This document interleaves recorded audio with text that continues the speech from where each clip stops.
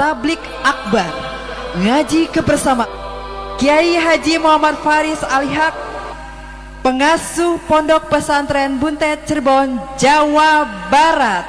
Mari kita sambut dengan salawat bersama dengan pemuda gabungan Labanan. Allahumma salli ala Muhammad. Apa sekali? Tala'al badru alaina min thaniyadil wada wajab syukru alaina mada'a lillahi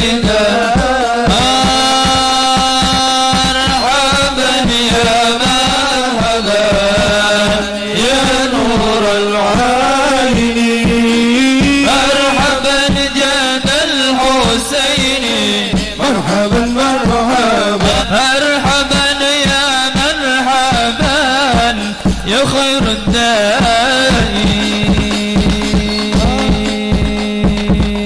اللهم صل وسلم وبارك عليه وعلى آله.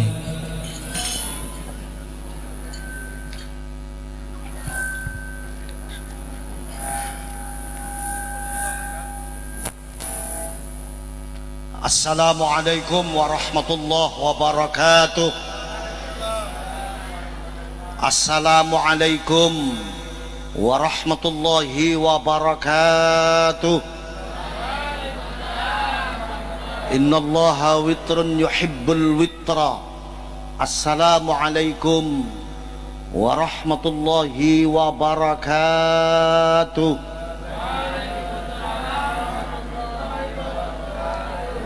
Salam sejahtera untuk kita semuanya. Namo Buddhaya, Swastiastu. Alhamdulillahi Rabbil Alamin. Wabihi nasta'inu ala umurid dunya waddin. Wassalatu wassalamu ala asrafil anbiya'i wal mursalin wa ala alihi wa ashabihi ajma'in. Amma ba'd. Wa qala Allah ta'ala fil Qur'anil Karim, a'udzu billahi minasy syaithanir rajim. Bismillahirrahmanirrahim. Qalu subhanaka la ilma lana illa ma 'allamtana innaka antal alimul hakim. Shadaqallahul azim. Ashabat sa'adah, pada para kiai, para alim, para ulama, wabil khusus Rais Syuriah Jam'iyah Nahdlatul Ulama Kabupaten Berau, wabil khusus Rais Tanfidhiyah Jam'iyah Nahdlatul Ulama Kabupaten Berau, Ahinal Fadil Al-Karim, seluruh tokoh agama yang ada di Indonesia, saudara-saudara saya dari Kristiani, saudara-saudara saya dari Hindu, saudara-saudara saya dari Buddha, saudara-saudara saya dari Konghucu, dan semua agama yang ada di Indonesia, khususnya semua tokoh agama yang ada di Kabupaten Berau. Ahinal Fadil Al-Karim, Bapak Dandim Kabupaten Berau, Bapak Kapolres, dan yang saya banggakan sahabat Mufid, Ketua Pimpinan Cabang Gerakan Pemuda Ansor Kabupaten Berau, hadirin hadirat muslimin muslimat, nahdiyin nahdiyat yang pada kesempatan malam hari ini sama-sama dimuliakan oleh Allah Subhanahu wa ta'ala, amin. Untuk pertama kalinya marilah pada malam yang penuh dengan berkah ini kita bersama-sama menghaturkan syukur kehadirat Allah Subhanahu wa ta'ala, di mana dengan rahmatnya lah alhamdulillah malam hari ini kita semuanya masih diberikan satu waktu kembali untuk berkumpul kembali, bersilaturahmi kembali di dalam satu majelis yang insya Allah akan banyak mendatangkan barakah, ma'unah, ainayah, hidayah, taufik dari Allah Subhanahu wa ta'ala, amin ya rabbal. Kedua kalinya tidak lupa dan tidak lain, dan memang ini sudah menjadi satu kewajiban bagi kita umat Nabiullah Muhammad sallallahu alaihi wa alihi wasallam, di mana beliau ini hadirin sekalian adalah suri toladan bagi kita semuanya umat muslim. Mari kita sama-sama mengaturkan sholawat beserta salam kepada beliau, di mana beliau telah banyak mencucurkan rahmatnya dari Allah Subhanahu wa taala untuk kita semuanya, khususnya kita yang muslim, sehingga sampai pada kesempatan malam hari ini kita yang muslim insya Allah masih diberikan ketetapan iman dan Islam kepada Allah Subhanahu wa taala. Amin ya rabbal. Hadirin hadirat muslimin muslimat yang dimuliakan Allah, malam hari ini sebelum saya lebih lanjut ngobrol bareng, enaknya saya mau minta maaf duluan Bu, saya mau minta maaf duluan Bapak. Kenapa Gus? Belum ngobrol, belum ngomong, tapi Gus sudah minta maaf duluan. Karena yang pertama, hadirin sekalian, malam hari ini kalau diukur dengan kondisi kesehatan saya, mohon maaf saya ini sedang kelelahan sekali.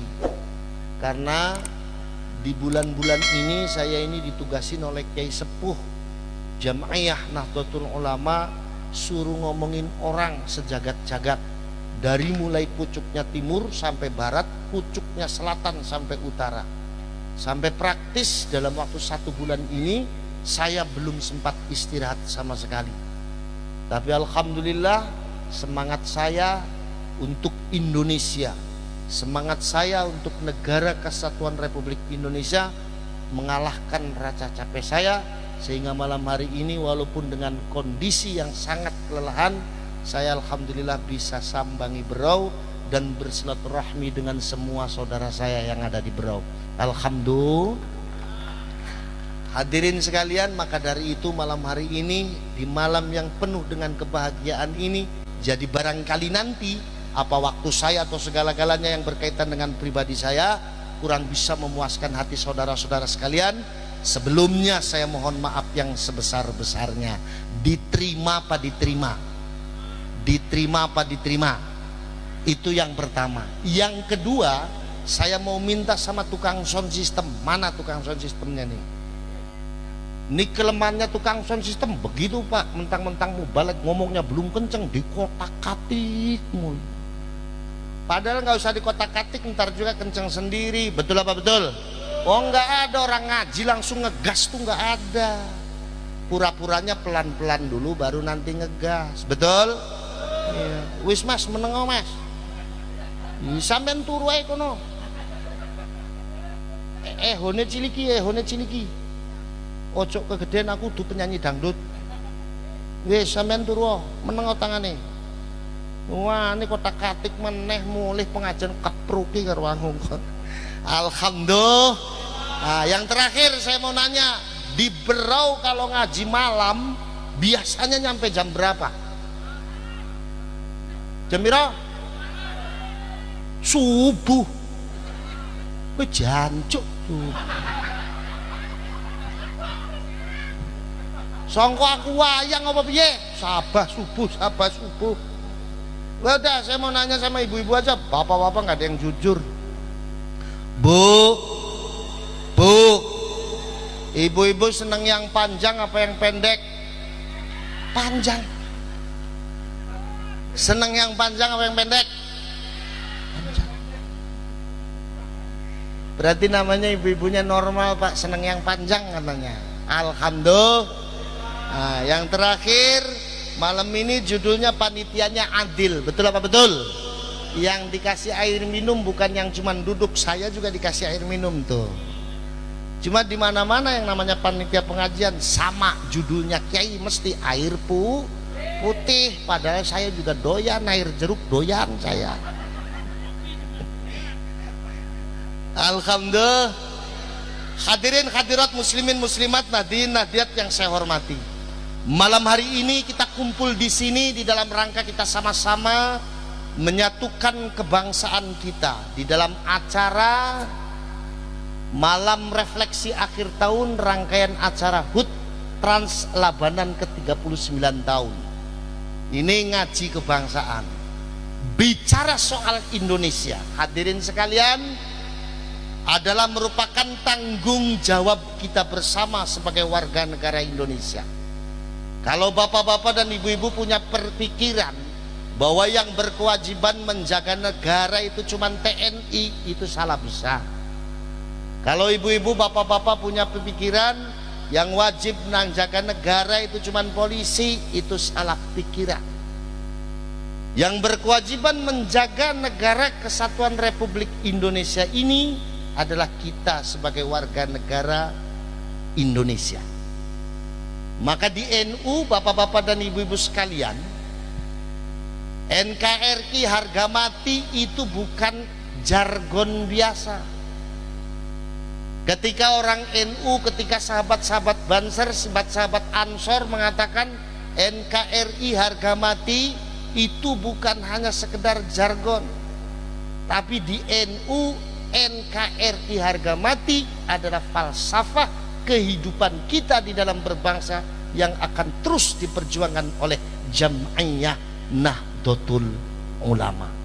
Maka saya menjamin di Indonesia selagi masih ada NU, negara kesatuan Republik Indonesia akan tetap ada. Di Indonesia selagi masih ada NU, saudara-saudara kita yang Kristen akan tetap menjadi saudara sebangsa kita. Selagi masih ada NU, saudara-saudara yang Buddha, Hindu, Konghucu dan semua agama yang ada di Indonesia adalah saudara-saudara kita yang wajib kita sayangi dan wajib untuk kita cintai. Lah tantangan kita sekarang ini apa? Tantangan kita sekarang ini banyak muncul golongan-golongan yang mencoba untuk menafikan Indonesia. Tantangan kita sekarang ini banyak muncul golongan yang mencoba untuk mengganti Indonesia, mencoba untuk menghilangkan Indonesia dengan berbagai macam propaganda. Di antaranya mereka mengatakan kalau negara Indonesia ini adalah negara tauhid. Mereka mengatakan kalau Indonesia ini adalah negara kafir.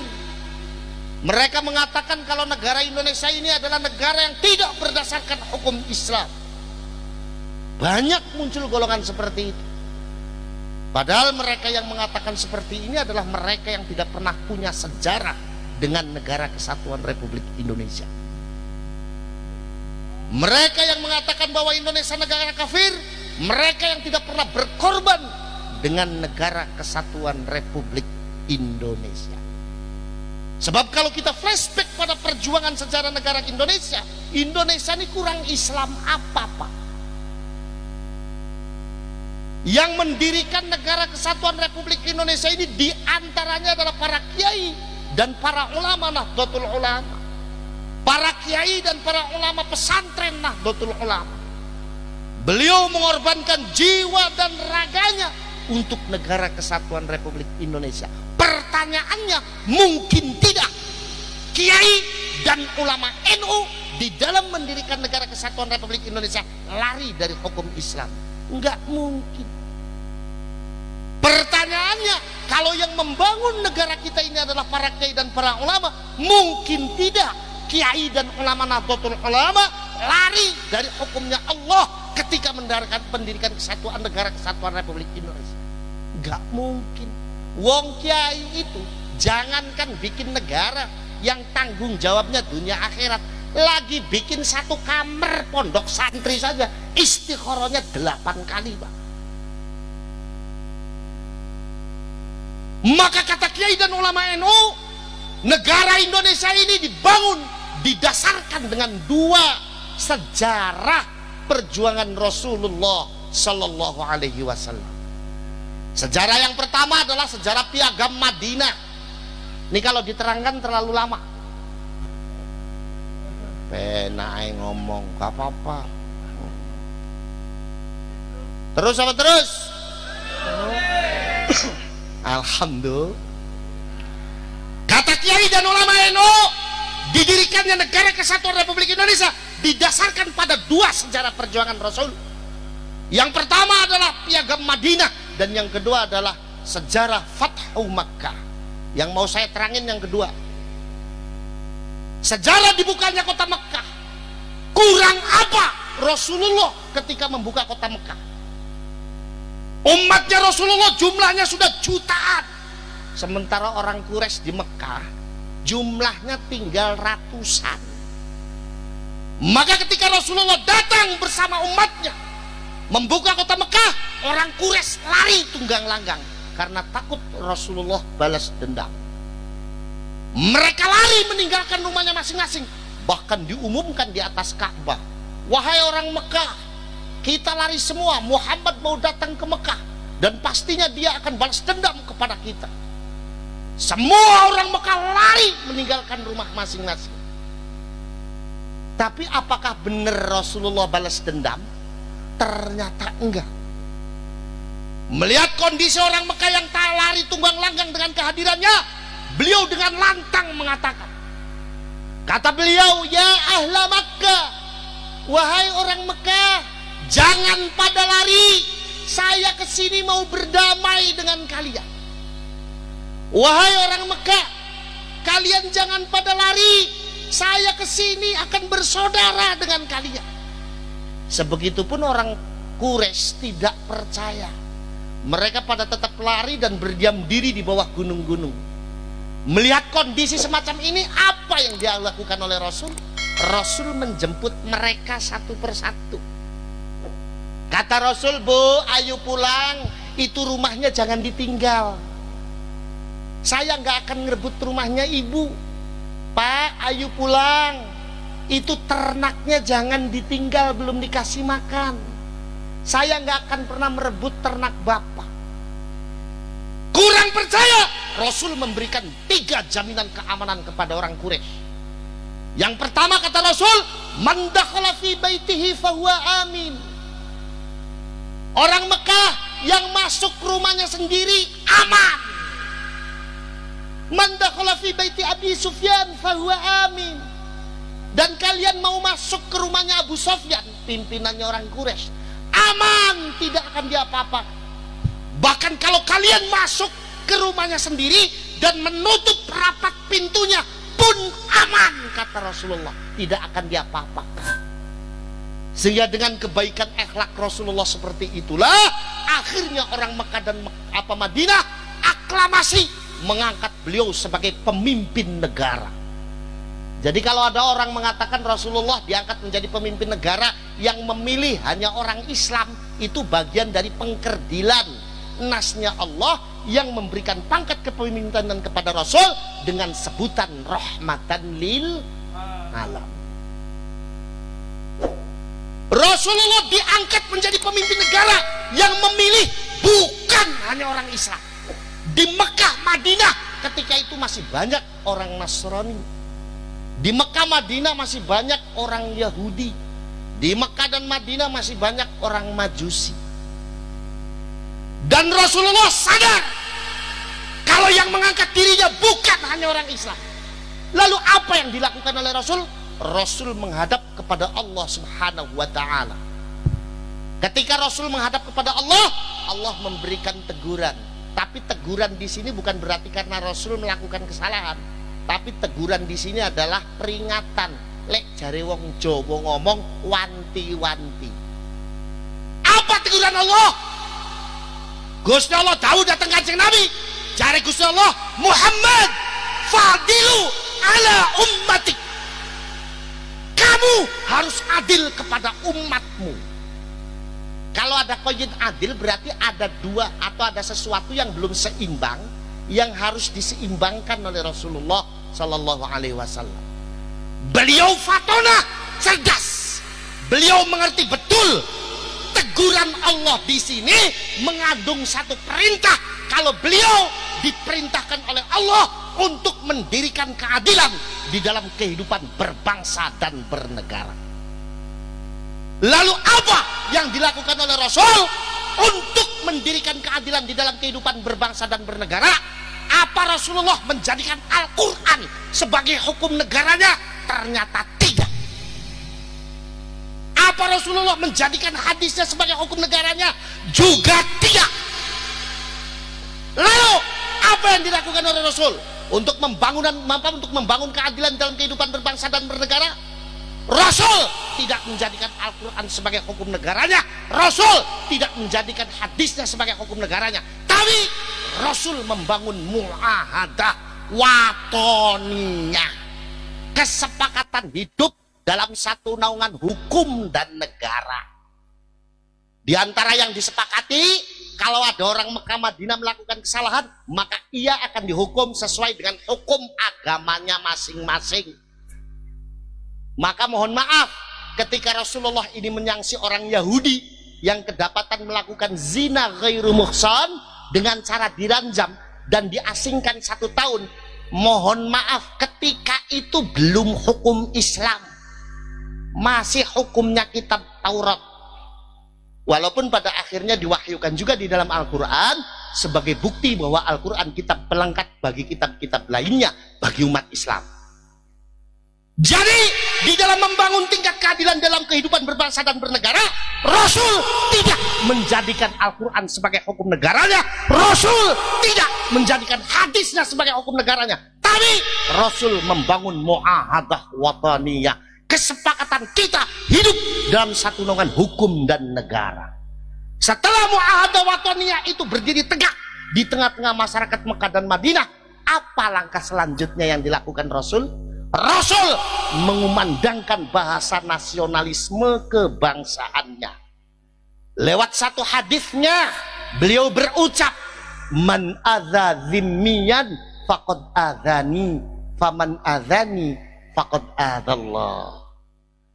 Kata Rasul, barang siapa orang yang menyakiti orang zimmi. Orang zimmi itu siapa? Orang zimmi itu orang non-Islam yang berjanji hidup damai dengan orang Islam.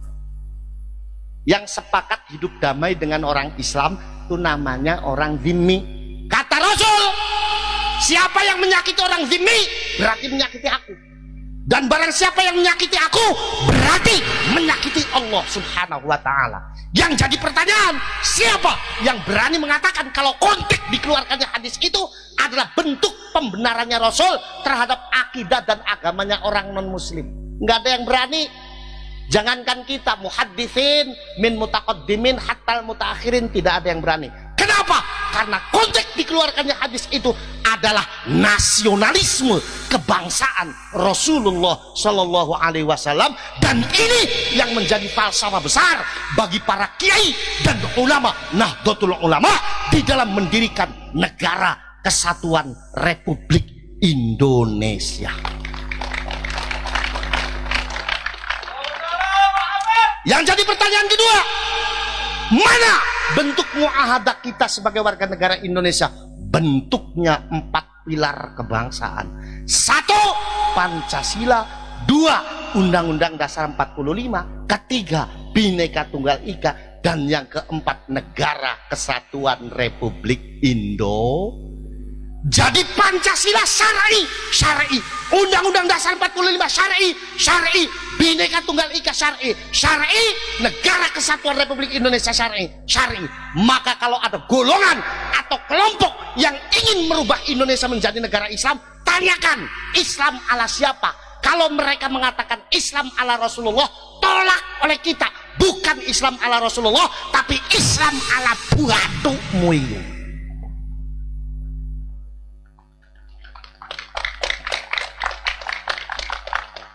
Maka wajar Mbah Wahab Hasbullah mengatakan hubbul watan minal iman. Mbah Abbas Pondok Buntut Pesantren mengatakan hubbul Indonesia minal ibadah. Mbah Wahab Hasbullah mengatakan cinta kepada negara bagian daripada iman. Mbah Abbas Pondok Buntut Pesantren mengatakan cinta kepada Indonesia bagian daripada ibadah. Cinta dengan keberagaman suku yang ada di Indonesia, kata Mbah Abbas, ibadah bagi umat Islam. Cinta dengan keberagaman agama yang ada di Indonesia, kata Mbah Abbas, ibadah bagi umat Islam.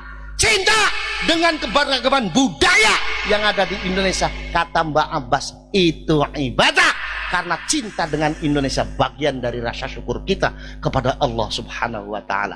Maka selagi masih ada NU, Negara Kesatuan Republik Indonesia akan tetap ada. Selagi masih ada NU, saudara kita yang Kristen akan tetap menjadi saudara kita. Selagi masih ada NU, saudara kita yang Buddha, Konghucu, Hindu, dan semua agama yang ada di Indonesia adalah saudara kita. Haram hukumnya kita menyakiti mereka. Dosa hukumnya kita menyakiti mereka karena kita adalah saudara dalam bingkai negara kesatuan Republik Indo. Selagi masih ada NU, TNI akan menjadi aparat keamanan yang menjaga negara kesatuan Republik Indonesia dari ancaman luar. Selagi masih ada NU, Polri akan tetap sah menjadi aparat yang mengamankan di dalam negeri kesatuan Republik Indonesia. Support terus TNI kita, support terus polisi kita agar mereka menjadi instansi yang kuat agar negara ini bisa terjaga dengan baik. Amin Allahumma. Gini.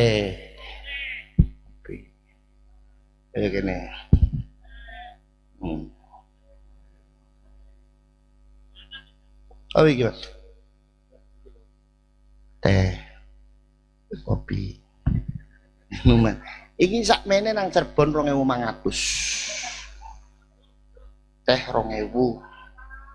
Iki 2.000. 6.500. Ya saya gampang aja, ntar kalau pulang amplopnya kurang 6.500 berarti minuman 3 ini nih.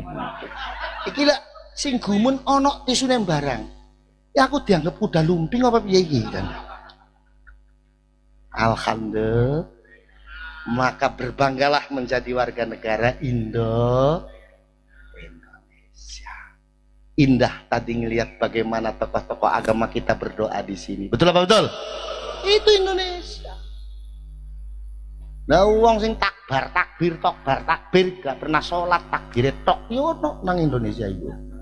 Titik takbir Allahu Akbar luhur dilewat Pak.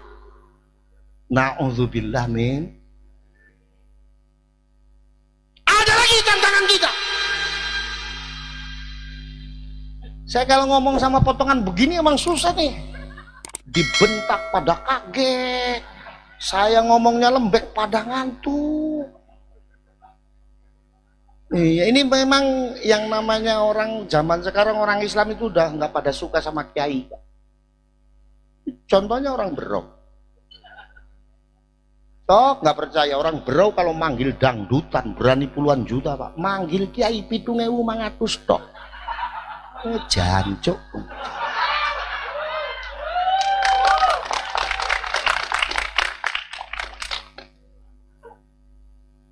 Jargon mereka apa lagi?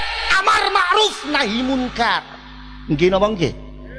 Mereka kan sering, kita harus beramar ma'ruf nahi munkar. Gimana amar ma'ruf nahi munkarnya? Nutupin warung kalau bulan Ramadan. Lucu iki wong iki. Islam sing mazhab Imam Samudra yang ngene iki, Pak. Amar ma'ruf nahi munkar apa? Berantasin prostitusi. Ya lucu, wong sipil kok bertindak kayak kepolisian. Dosa Pak, jangan disangka nggak dosa. Itu kan amar ma'ruf nahi munkar. Bentar, ente yang salah memahami amar ma'ruf nahi munkar. Amar ma'ruf nahi munkar itu bukan perintahnya Allah kepada kita untuk melakukan ibadah personal. Itu bukan. Amar ma'ruf nahi munkar itu bukan perintah agama. Bukan perintah Allah kepada kita untuk melakukan ibadah sholat. Itu bukan. Amar ma'ruf nahi munkar itu bukan perintah agama. Bukan perintah Allah kepada kita untuk melakukan ibadah zakat. Itu bukan. Perintah sholat dan zakat itu sudah ada sendiri ayatnya khusus. Kata Allah, aqimus shalah wa atuz zakat. Yang harus kita pahami bersama, amar ma'ruf nahi munkar itu adalah perintah agama kepada kita untuk melakukan ibadah secara sosial.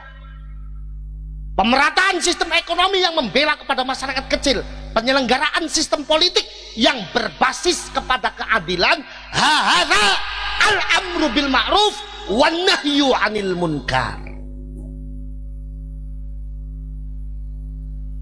Wes dipreteli satu-satu dalam kaitannya antara pelaksanaan amar ma'ruf dengan ayat suci Al-Quran dan hadisnya Rasul. Ayat suci Al-Qurannya mengatakan orang Islam harus melakukan amar ma'ruf nahi munkar. Kalau orang Islam melakukan amar ma'ruf nahi mungkar, maka Allah akan memberikan pangkat. Apa rupanya? Khairul ummah, bagus-bagusnya umat.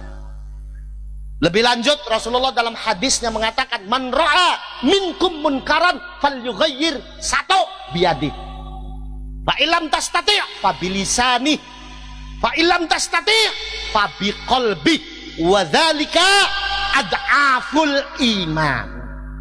Ayo dipreteli antara ayat suci Al-Quran, hadis Kanjeng Nabi, dengan pelaksanaan amar ma'ruf yang korelasinya dengan Pancasila, Undang-Undang Dasar 45, dan yang ketiga Bhinneka Tunggal Ika, keempat Negara Kesatuan Republik Indonesia. Lebih lanjut, kata Rasul mengatakan di dalam hadisnya, kalau kamu melihat kemungkaran di tengah-tengah kamu, maka hapuslah kemungkaran itu pertama dengan menggunakan tangan kamu. Yang kedua, dengan menggunakan lisan kamu. Dan yang ketiga, dengan menggunakan hati kamu. Dan melakukan amar ma'ruf nahi mungkar dengan menggunakan hati, ini lemah-lemahnya iman, kata Rasul. Kita preteli. Pertama kata Rasul, kalau kamu melihat kemungkaran, maka hapuslah kemungkaran itu satu dengan tangan kamu. Bagaimana caranya melakukan amar ma'ruf nahi mungkar dengan menggunakan tangan? Apa kita harus jadi jawara? Kalau ada orang teler, kita ikat di tiang listrik, kita gebukin dari pagi sampai pagi lagi? Ternyata nggak begitu, Pak. Yang melarang begitu bukan hanya hukum negara, tapi Al-Quran pun melarang. Lalu bagaimana? Maka kata kiai dan ulama NU, melakukan amar ma'ruf nahi mungkar dengan menggunakan yad dalam korelasinya dengan ayat suci Al-Quran, hadis Rasul, Pancasila, dan Undang-Undang Dasar 45, merilis dari dabunya mufassirin min mutaakhirin yang mentakwil adanya ayat suci Al-Quran yang berbunyi yadullahu fawqa aydihim. Para ulama ahli tafsir mentakwil adanya yadun di situ tidak dimaknai berbentuk fisik materi tangan. Sebab kalau diartikan berbentuk fisik materi tangan, nanti terjadi penyamaan sifatnya Allah dengan anggota tubuh makhluknya. Itu nggak boleh. Maka kata ulama ahli tafsir, yadun di situ dimaknani lebih kepada kekuasaan. Jadi yadullahu fawqa aydihim artinya kekuasaan Allah di atas kekuasaan makhluknya. Kata kiai dan ulama NU, melakukan amar ma'ruf nahi mungkar dengan menggunakan tangan dalam korelasinya dengan ayat suci Al-Quran, hadisnya Rasul, Pancasila, dan Undang-Undang Dasar 45 juga bisa ditakwil. Yadun di situ maknanya bukan berbentuk fisik materi tangan, tapi kekuasaan. Bicara kekuasaan, kekuasaan siapa? Apa kekuasaannya lurah, camat, bupati, gubernur, presiden, menteri? Bukan. Lalu kekuasaan hukum. Berbicara soal kekuasaan hukum, sebagai warga negara Indonesia, mau tidak mau kita harus kembali kepada muahadah wataniyah kita. Kesepakatan kita hidup dalam satu naungan hukum dan negara yang bentuknya adalah kesepakatan kita untuk membentuk satu instansi, di mana instansi tersebut diberikan kewenangan secara hukum untuk melakukan sesuatu yang ma'ruf, menegakkan sesuatu yang ma'ruf, menghilangkan sesuatu yang mungkar, bila perlu dengan kekuatan fisik yang instansinya atau lembaganya disebut dengan lembaga eksekutif. Isinya dari mulai lurah sampai presiden. Jadi kata kiai dan ulama NU, kalau kita mau melakukan amar ma'ruf nahi mungkar dengan menggunakan tangan dalam korelasinya dengan ayat suci Al-Quran, hadisnya Rasul, Pancasila, Undang-Undang Dasar 45, Negara Kesatuan Republik Indonesia, bisa ditafsiri jadilah lurah, jadilah camat, jadilah bupati, jadilah presiden. Kenapa? Karena mereka adalah orang-orang yang disahkan secara hukum untuk memberantas sesuatu yang munkar, mendirikan sesuatu yang ma'ruf. Bila perlu dengan kekuatan fisik. Mana bentuk kekuatan fisik yang disahkan oleh hukum untuk membantu pemerintah melakukan amar ma'ruf nahi mungkar? Bentuknya dua instansi. Pertama, instansi yang mengamankan negara kesatuan Republik Indonesia dari ancaman negara luar, yang instansinya dinamakan dengan Tentara Nasional Indonesia. Yang kedua, instansi yang mengamankan khusus dalam negeri kita, biar negara kita menjadi negara yang aman, tentram dan damai, yang instansinya disebut dengan instansi Kepolisian Republik Indonesia. Jadi polisi mulia, jadi TNI mulia, enggak usah takut Pak, sampean tugas mati di medan tugas, kata kiai dan ulama NU, syahid, sorganya sudah menanti sampean semuanya. Alhamdulillah. Tuh saya udah terangin tuh Pak, maksud saya Pak Kapolres nanti hitung-hitungannya di belakang panggung aja. Alhamdulillah. Itu yang pertama. Maka orang NU harus ada yang jadi camat, orang NU harus ada yang jadi lurah, orang NU harus terlibat dalam pelaksanaan amar ma'ruf nahi mungkar, harus ada yang jadi bupati, orang NU harus ada yang jadi gubernur, orang NU harus ada yang jadi presiden. Yang pertama. Sekarang yang kedua, melakukan amar ma'ruf nahi mungkar dengan menggunakan lisan. Bagaimana caranya? Apa kalau ada orang teler, kita ikat di tiang listrik, kita nasehatin dari pagi sampai pagi lagi? Nggak begitu ternyata. Kalaupun begitu nggak ada yang mau Pak, melopor mulutnya. Jadi melakukan amar ma'ruf nahi mungkar dengan menggunakan lisan, bagaimana caranya? Merilis dari ilmunya santri yang namanya perintah, kata kaidah usul fikih. Ini kalau yang diperintah posisinya lebih tinggi, orang yang diperintah posisinya lebih rendah daripada orang yang memerintah, ini namanya perintah. Contoh, bupati merintah camat, ini perintah. Kapolres memerintah kapolsek, ini perintah namanya. Tapi kalau posisinya orang yang diperintah lebih tinggi daripada orang yang memerintah, namanya bukan amar. Namanya apa? Namanya ad-du'a. Kayak contoh kita kepada Allah, ya Allah ampunilah dosa kami. Itu bukan amar, doa. Sebegitu juga kalau posisi orang yang diperintah dengan orang yang memerintah ini sama. Contoh kayak mubaligh, kayak saya, kayak dai dengan audiens, ini posisinya secara hukum sama, maka namanya bukan amar. Namanya apa? Namanya iltimas. Iltimas itu apa? Himbauan. Kalau himbauan didengerin alhamdulillah, dibawa tidur udah biasa begitu mah. Jadi melakukan amar ma'ruf nahi mungkar dengan menggunakan lisan, bagaimana caranya? Sebagai warga negara Indonesia, mau kita harus kembali kepada mu'ahadah wataniyah kita. Kesepakatan kita hidup dalam satu naungan hukum dan negara yang bentuknya adalah kesepakatan kita untuk membuat satu lembaga, di mana lembaga tersebut diberikan kewenangan untuk berbicara, setidaknya mampu merumuskan perundang-undangan tata cara kehidupan yang baik sebagai warga negara Indonesia, agar negara ini menjadi negara yang baldatun thayyibatun wa rabbun ghafur, yang lembaga tersebut dinamakan dengan lembaga legislatif. Isinya dari mulai DPRD sampai DPR RI. Jadi kata kiai dan ulama NU, kalau mau melakukan amar ma'ruf nahi mungkar dalam korelasinya dengan ayat suci Al-Quran, hadisnya Rasul, Pancasila dan Undang-Undang Dasar 45, bisa juga ditafsiri jadilah DPR, jadilah MPR. Kenapa?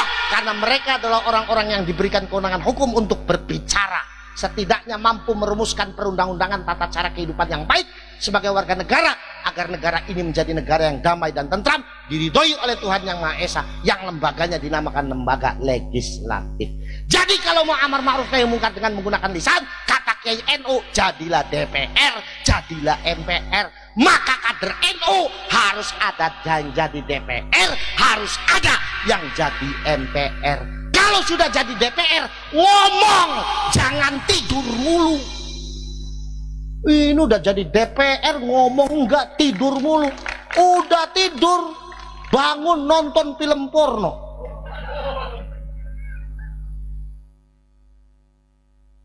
Udah nonton film porno, buka micet, open BO bro. Wah. Na'udzubillah min. Yang ketiga, melakukan amar ma'ruf nahi mungkar dengan menggunakan hati. Bagaimana caranya? Apa cukup dengan berdoa? Oh, ternyata tidak. Kenapa? Sebab kata ilmunya santri yang namanya ilmu mantik, kitabnya namanya Sulamul Munawwarah, beliau mengatakan al-amru talabul fi'li wan nahyu talabut tarki. Konotasinya kedua-duanya aktif. Jadi melakukan amar ma'ruf nahi mungkar dengan menggunakan hati tidak cukup dengan berdoa. Lalu aplikasikan doa tersebut dalam bentuk dukungan kepada seluruh kader-kader Nahdlatul Ulama yang akan menjadi bupati, yang akan menjadi lurah, yang akan menjadi camat, yang akan menjadi gubernur dan menjadi presiden. Juga kader-kader NU yang akan menjadi DPR, akan menjadi MPR. Kuliah S3, Pak. Faham? Itulah bagaimana kiai dan ulama Nahdlatul Ulama di dalam mendirikan negara kesatuan Republik Indonesia. Jadi Indonesia ini sudah sangat islami. Rasulullah mengajarkan berislam bukan untuk menyalahkan agama lain. Menjadi orang Islam bukan untuk menyalahkan agama lain. Kita belum dianggap muslim yang kafah kalau kita masih menyalahkan saudara-saudara kita di agama yang lain. Kita belum menjadi muslim yang kafah kalau hati kita masih membenci dengan penganut agama-agama yang lain. Dalam bingkai kesatuan negara kesatuan Republik Indonesia inilah para kiai dan ulama NU merangkai persaudaraan kita. Maka yuk gaungkan di tengah masyarakat kita bahwa kita adalah pencinta negara kesatuan Republik Indonesia. Kita adalah orang-orang dan warga-warga negara yang siap mendukung tetap berdirinya negara kesatuan Republik Indonesia dengan keberagaman budaya, suku, dan agama yang ada di Indonesia. Betul apa betul? Betul apa betul? Wes, gak usah melu sing gak jelas, Pak. Gak usah melu sing gak jelas, melu ae karo NU damai. Nggih napa nggih? Nggih napa nggih? Bulan Maret insya Allah nanti ada peletakan batu pertama pesantren. Di mana ketua? Ya. Itu insya Allah nanti saya membawa bapak angkat saya, Kadensus 88, Bapak Martinus. Beliau agamanya Kristen, tapi sudah saya angkat sebagai bapak saya sendiri. Kenapa? Saya mencontoh beliau Rasulullah. Rasulullah itu pernah punya ibu angkat Kristen. Ketika selesai perang Badar, beliau ini lari. Aina waladi Muhammad, aina waladi Muhammad, mana anakku Muhammad, mana anakku Muhammad. Begitu ketemu dengan Rasulullah, beliau memegang pipinya. Nak, kamu nggak apa-apa, nak. Rasulullah dengan tersenyum mengatakan, Bu, anakmu selamat. Akhirnya Rasulullah mencopot jubah sutranya, digelarkan ke tanah, dan dituntunnya ibu angkatnya untuk duduk di atas jubah sutranya. Kemudian beliau memerintahkan pada sahabat yang lain, Kang, cari air minum buat ibu. Ketika ibu angkatnya minum, Rasulullahnya melihat dengan mesra, sebagaimana anak kepada orang tuanya. Sampai kemudian akhirnya saking capeknya, Rasulullah tertidur di pangkuannya. Luar biasa. Itu Islam yang sesungguhnya. Di hari ini banyak golongan yang mendoktrin generasi muda kita dengan Islam seolah-olah Islam itu hanya perang. Padahal ketika kehidupannya Rasulullah tidak ada perang yang tidak perintahnya Allah. Semua perintahnya Allah. Maka sepanjang sejarah kehidupannya beliau, perang cuma ada 8 kali. Sekarang didoktrinkan seolah-olah yang namanya Islam itu jihad perang. Akhirnya apa? Akhirnya takbirnya tok, sholat gak pernah. Allahu Akbar, Allahu Akbar, Allahu Akbar. Tuhur dilewat, Pak. Na'udzubillah min. Maka masyarakat bro, jadilah muslim yang kafah, muslim yang rahmatan fi kulli zamanin wa makanin. Orang Islam yang dimanapun dan kapanpun mendatangkan kebaikan untuk lingkungannya, saudara dan masyarakatnya. Pak, kakek saya, Mbak Abbas, Panglima Perang 10 November Surabaya. Kurang apa beliau? Beliau ini seorang waliullah. Beliau punya anak angkat Chinese. Beliau tidak pernah memaksa anaknya untuk masuk Islam, nggak pernah. Neneknya Mbak Abbas ini Cina. Neneknya Mbak Abbas, anaknya Kiai Nur Khatim. Kiai Nur Khatim punya anak. Kiai Nur Khatim nikah dengan salah seorang perempuan Cina. Tan Wan Gi namanya. Dirubah namanya menjadi Khadijah, punya anak Kiai Satori. Kiai Satori punya anak Nyai Qori'ah. Nyai Qori'ah dinikah Mbak Abdul Jamil, punya anak Mbak Abbas. Jadi Mbak Abbas sendiri darahnya Cina. Maka jangan pernah kita mengatakan benci dengan mereka. Indonesia tidak mungkin bisa terbentuk tanpa Cina. Indonesia tidak mungkin bisa terbentuk tanpa Jawa. Indonesia tidak mungkin terbentuk tanpa Batak, tanpa Melayu. Semuanya adalah suku-suku yang membangun Indonesia. Maka bersatulah dan saling mencintailah. Dengan demikian, maka nanti Indonesia akan menjadi negara yang diridhoi oleh Allah Subhanahu wa Ta'ala. Makanya di Buntet itu Pak, tokoh lintas agama itu enjoy, senang. Semuanya sudah hadir ke rumah saya. Semuanya sudah hadir ke rumah saya. Manut kali Kiai lan ulama NU. Sampai itu nyombongin apa Pak? Nggak usah dengan Kiai NU, dengan saya. Ayo, di Berau ada nggak yang punya santri sampai 17.500? Ada nggak? Santri saya jumlahnya 17.500. Mau apa? Di Berau ada nggak yang kakeknya berjuang untuk Indonesia? Kakek saya jelas, Mbak Abbas, Panglima Perang 10 November Surabaya melawan pasukan sekutu Belanda. Di Berau ada nggak yang nasabnya sampai ke Rasul? Nggak ada. Buntet pesantren nasabnya tembus sampai ke Rasul. Cuma bedanya di Buntet pesantren, putra-putra dan cucu-cucu pendirinya nggak boleh mengaku habaib karena dikhawatirkan sombong. Nyombongin apa sampai? Ngadirin apa sampai?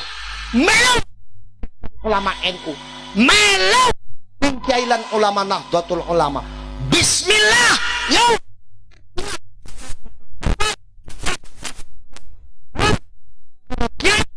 Ulama NU, ya.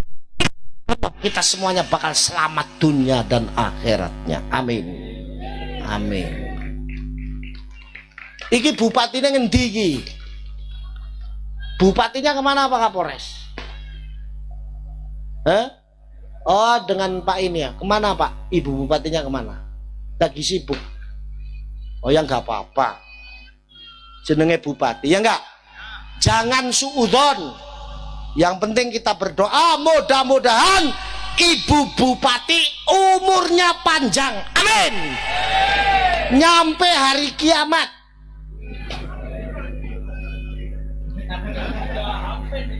Ntar orang-orang udah mati semua tinggal ibu bupati doang sendirian. Na'udzubillah min. Ayo melu ning Kiailan ulama Pak. Sekarang ini di Indonesia itu tantangan kita. Banyak kelompok-kelompok yang seolah mengatasnamakan Islam tapi nyatanya merusak kehidupan Islam. Hati-hati sampean. Di Berau banyak. Di Berau sudah mulai dimasuki. Maka saya minta kepada aparat kepolisian agar tegas saja. Kalau sekiranya membahayakan, jangan pernah berikan izin kegiatan kepada mereka. Mereka daripada negara kesatuan Republik Indonesia terancam. Yang pemuda-pemuda muslim, ayo gabung dengan Ansor, ikut jadi Banser. Maulana Al-Habib Lutfi bin Yahya, Pekalongan, dalam ceramahnya dia bilang, saya lebih dahulu masuk lebih dulu. Padahal saking tawaduknya Banser, kalau Banser dikasih kesempatan pertama masuk surga, begitu masuk di dalam gak ada kiainya, Banser pasti keluar lagi.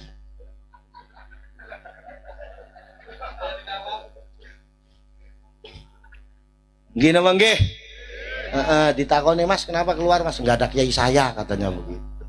Makanya yang namanya Kiai Haji Abdurrahman Wahid Gus Dur itu namanya Abdurrahman. Gus Dur itu penyayang untuk semuanya. Makanya itu wujud dari arti nama Ar-Rahmannya.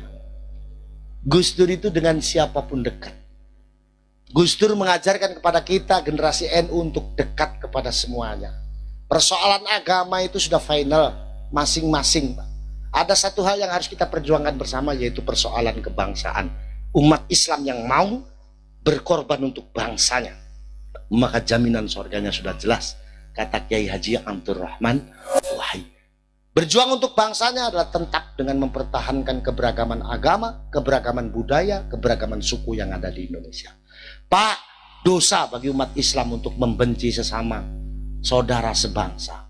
Dosa bagi kita untuk membenci dan menelantarkan mereka-mereka. Ayo kita saling berangkulan, kita semuanya adalah saudara. Di kesempatan hari ini, saya Muhammad Faris Fuad Hashim Al-Husaini, cucu langsung dari Sunan Gunung Jati, cucu dari muassis Nahdlatul Ulama Mbah Abbas. Saya ingin memanggil semua orang tua saya dan saudara saya dari agama lain untuk memeluk saya. Saya adalah saudara bapak-bapak. Malah Pak, kesini Pak.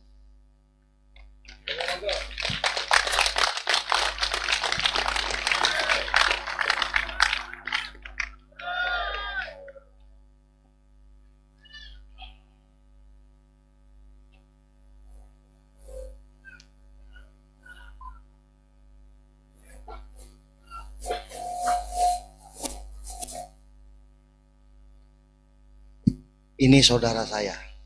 Siapa yang berniat untuk menyakiti dia, siapa saja yang menyentuh dan menyakiti beliau-beliau, maka akan berhadapan dengan pemuda Ansor, akan berhadapan dengan seluruh masyarakat Nahdlatul Ulama. Ini semua saudara saya. Sekali lagi, jangan pernah sakiti dia. Siapa yang berani menyentuh dan menyakiti beliau-beliau akan berhadapan dengan Nahdlatul Ulama. Pak, anggap saya adalah saudara Bapak. Saya ikhlas untuk bisa membantu Bapak. Nggak usah segan-segan. Kalau ada apa-apa, bisa kami bantu, silakan. Nggak usah malu-malu, nggak usah ragu-ragu. Kita semuanya bersaudara. Pak, Bapak orang tua saya. Bapak orang tua saya. Mas ini karena masih muda jadi kakak saya. Amin. Mas juga kakak saya. Saya adik Mas. Saya anaknya Bapak. Peluk saya sebagai anak Bapak dan peluk saya sebagai adiknya Mas.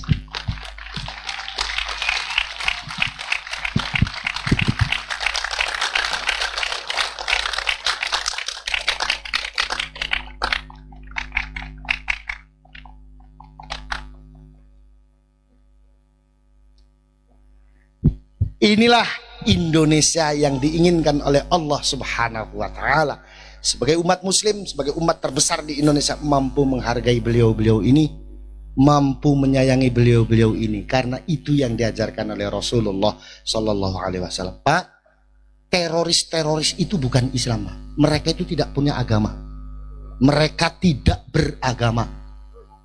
Mereka tidak beragama. Kalau yang beragama Islam, inilah kami Nahdlatul Ulama yang suka dengan damai, suka dengan persaudaraan. Sekali lagi, jangan pernah sakiti mereka. Berani menyakiti mereka, berhadapan dengan Nahdlatul Ulama. Berani menyakiti mereka, berhadapan dengan sahabat-sahabat Banser dan sahabat-sahabat Pemuda Ansor. Siap sahabat-sahabat Banser?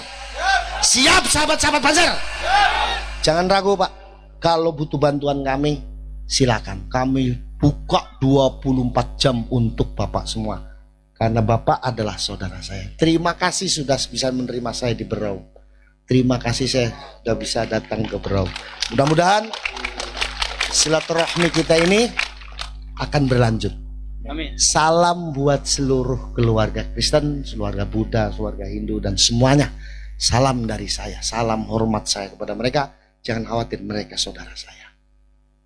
Saya wajib menyayangi bapak-bapak ibu sekalian. Saya wajib mengasihi bapak-bapak sekalian. Negara Kesatuan Republik Indonesia akan tetap ada selagi masih ada Nahdlatul Ulama. Negara Kesatuan Republik Indonesia akan tetap langgeng selagi masih ada Nahdlatul Ulama. Beliau-beliau akan tetap menjadi saudara kita selagi masih ada Nahdlatul Ulama dan Negara Kesatuan Republik Indonesia. Terima kasih Pak. Monggo.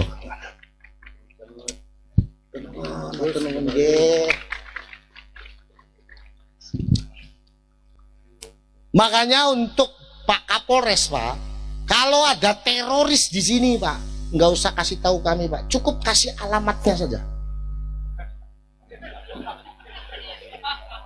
Iya, nggak usah diajak-ajak teman-teman Banjar, cukup dikasih alamatnya saja di mana nanti dikeprok. Alhamdulillah, inilah Indonesia. Bismillah, mari berjuang untuk Indonesia dengan para kiai dan para ulama Nahdlatul Ulamanya. Insya Allah kita semuanya akan diselamatkan dunia dan akhiratnya. Bapak dan Ibu, mungkin itu yang bisa saya sampaikan. Ini kalau diterusin namanya bukan pengajian, penyiksaan. Lah iya, enak di situ nggak enak di saya, Pak.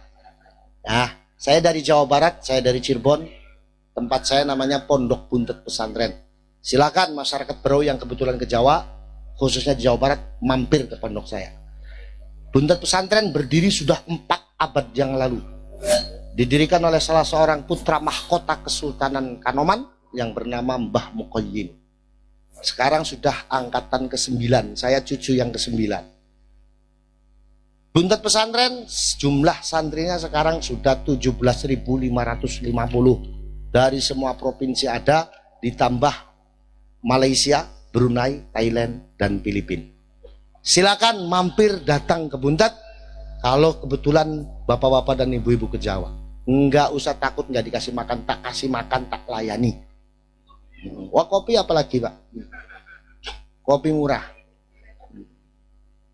Nah, kalau kopi Lendot bagian Indramayu itu, Pak. Di zaman sekarang itu di Indramayu, Pak, jenenge Telembuk. Sampai ngerti Telembuk, Pak? Lembu itu lonte. Lembu. Ya lonte zaman saya ini nganggo jilbab.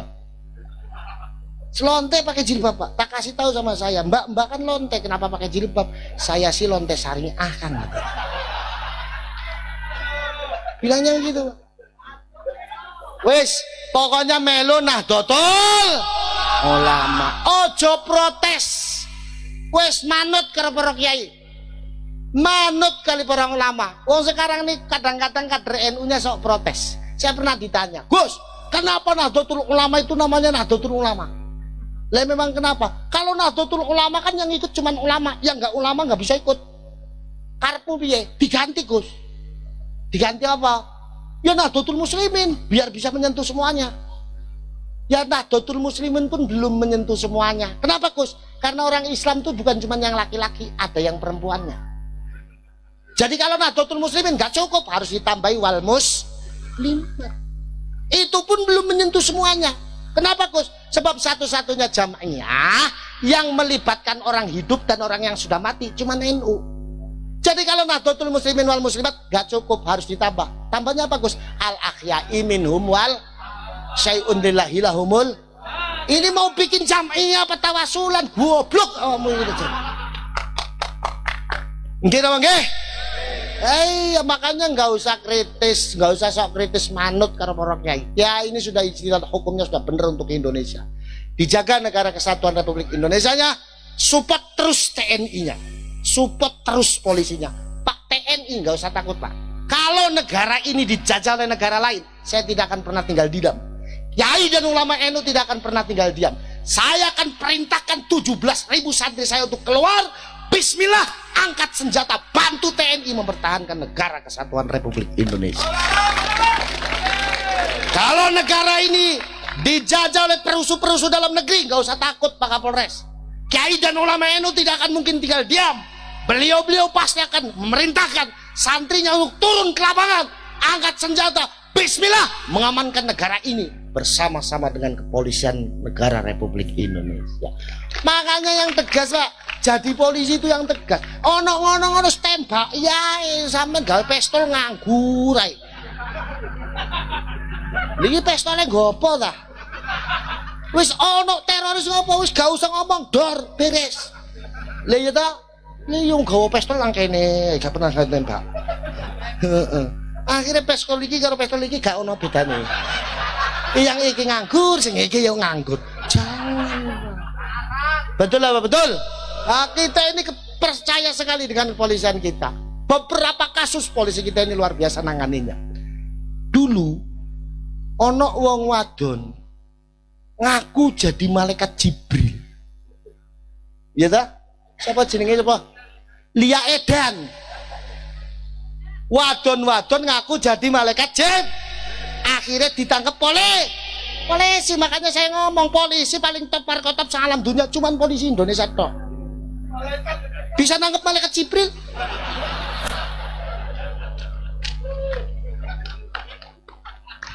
Betul lah, betul. Bisa nangkep malaikat Jibril. Polisi kita ini memang sangat luar biasa. Apalagi semenjak reformasi Indonesia, polisi kita semakin profesional, luar biasa. Sekarang kepolisian kita sudah didukung dengan alat-alat yang modern, sudah didukung dengan SDM yang modern. Makanya kemarin saya ngobrol, kayaknya secatam kepolisian itu mau dihapus. Tapi yang bingung nanti Brimob nggak punya pasukan. Ya sembulah itu urusan. Sing penting saya pesan sama kepolisian yang tegas, merusak dan mengacaukan negara, hukum tangkap. Enggak Habib, enggak Kiai, gawe kacau tangkap. Daripada kita mengkhianati muahadah wataniyah kita akan terhitung sebagai golongan yang khuruj anil ittifaq. Konsekuensinya kita harus menanggung hukuman baik dari hukum negara ataupun hukum agama. Daripada kita dihukum oleh agama, tangkap, jebloskan penjara. Lek ngengkel, bedilen wis ngono ae. Betul apa betul? Ojo kaya polisi India, Pak. Lah polisi India itu lek kamu serampung tembe teko. Jangan, kita ini Indonesia. Gini apa nggih? Polisi India lah ngono. Dan kenyataannya polisi India itu nggak ada yang profesional, Pak. Saya pernah di India soalnya. Polisi Indonesia ini nginceng awak kena sikil. Nembak itu nginceng sak wen-wen. Tak tekoi, opo sing diinceng awak. Dur, kena malah kempol. Iki aku bingung. Opo sing salah peluru opo sing nembake lho. Lek peluru kok peluru gak manut karo pistole iki lho. Nah, itulah bapak-bapak dan ibu sekalian, support terus kepolisian kita. Tepuk tangan untuk kepolisian kita. Support terus TNI kita. Tepuk tangan untuk TNI kita. Sanggup kita membantu TNI kita, sanggup? Sanggup kita bantu TNI kita, sanggup? Sanggup kita bantu Polri kita, sanggup? Sanggup kita bantu pemerintah kita, sanggup? Ayo orang Berau bersama-sama bersatu besarkan negara kesatuan Republik Indonesia. Insya Allah kita selamat dunia akhiratnya. Amin ya rabbal alamin. Wa akhiru da'wana wa da'wahum alhamdulillahi rabbil alamin. Wallahul muwaffiq ila aqwamit thariq. Wassalamualaikum warahmatullahi wabarakatuh.